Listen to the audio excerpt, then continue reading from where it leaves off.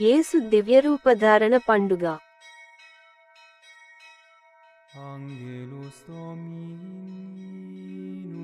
అతని వస్త్రములు మంచువలె తెల్లగా నుండెను.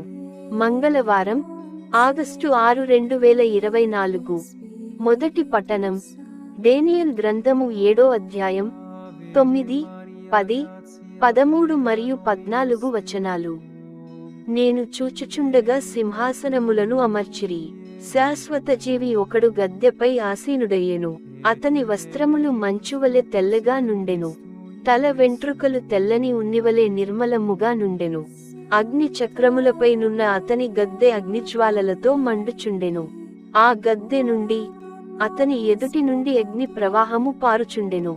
వేనవేలు బంటులు అతనికి ఊడిగము చేయుచుండిరి. లక్షల కొలది సేవకులు అతని ఎదుట నిలిచియుండిరి. అంతట న్యాయస్థానమున పని ప్రారంభము కాగా గ్రంథములను విప్పిరి. నేను ఆ రాత్రి చూచిన దృశ్యమున నరపత్రుని వంటివాడు మేఘావృతుడై వచ్చుట గాంచితిని. అతడు ఆ శాశ్వత జీవి దగ్గరికి రాగా, అతనిని ఆ శాశ్వత జీవి ఎదుటికి కొనిపోయిరి. ఆ నరపుత్రుడు పరిపాలనమును, కీర్తిని, రాజ్యాధికారమును బడసెను. సకల దేశములకు, జాతులకు, భాషలకు చెందిన ప్రజలతనికి దాసులైరి. అతని పరిపాలనము శాశ్వతమైనది. అతని రాజ్యమునకు అంతము లేదు. ఇది ప్రభువు వాక్కు.